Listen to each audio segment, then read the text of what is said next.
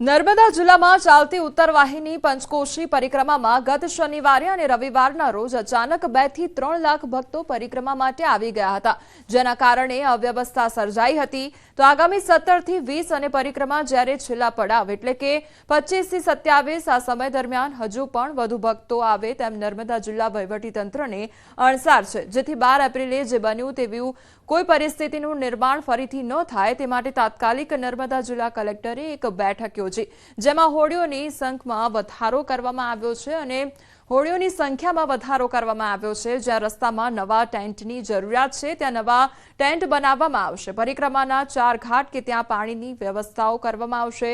તો નાવડીઓ માટે એજન્સીએ ફરજિયાત 200 લીટર ડીઝલ સ્પેરમાં રાખવું પડશે. પોલીસ વિભાગ દ્વારા હાલ પોલીસ બંદોબસ્ત છે તેના કરતાં વધુ પોલીસ બંદોબસ્ત મૂકવામાં આવશે. તો ટ્રાફિક માટે જે પાર્કિંગ વ્યવસ્થા છે તેમાં પણ વધારો કરવામાં આવનાર છે. સાથે સાથે ભારતીય જનતા પાર્ટી નર્મદા જિલ્લા દ્વારા પણ 150 જેટલા સ્વયંસેવકો પણ આ વ્યવસ્થામાં જોડાયેલા રહેશે. તો ભાજપ દ્વારા હેલ્પલાઇન નંબરો પણ જાહેર કરવામાં આવ્યા છે. વ્યવસ્થા છે જે 50 હોડી ઓલરેડી ચાલે છે, 20 હોડી આવી ગઈ છે વધારાની, એટલે 70 હોડી ચાલશે. અને એ 70 હોડી માટે જે આપણે જેટીની વ્યવસ્થા કરવાની, એ 14 જેટી જે હતી એની જગ્યાએ 25 જેટીની સંખ્યા વધારી દેવામાં આવેલી છે. जो हमारी पुलिस की फोर्स भी थी जो बंदोबस्त में लगी हुई थी, उसे लगभग दुगना किया गया है.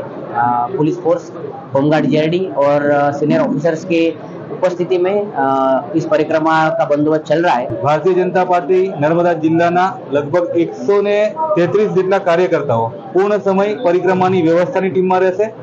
પાર્ટીના મુખ્ય કાર્યકર્તાઓ છે એમનો હેલ્પલાઇન નંબર પણ આપણે જાહેર કરેલો છે. ભુજમાં ભયાનક આગ લાગવાની ઘટના સામે આવી છે, જેમાં પોલીસે જપ્ત કરેલા 1200 વાહનો ભસ્મીભૂત થઈ ગયા છે.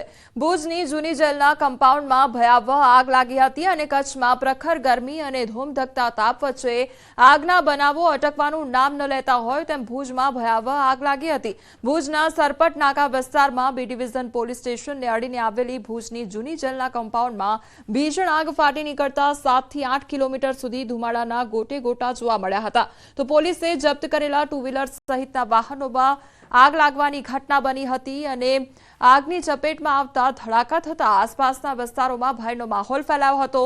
તો આગની જાણ થતાં જ ફાયર બ્રિગેડની ટીમે કલાકોની જહેમત બાદ આગને કાબૂમાં લેવા ફાયર બ્રિગેડે 1 લાખ લીટર પાણીનો મારો ચલાવ્યો હતો. ઘટનાની ગંભીરતાને લઈને પોલીસ અધિકારીઓ તેમજ જેલ પ્રશાસનના અધિકારીઓ પણ ઘટનાસ્થળે દોડી આવ્યા હતા.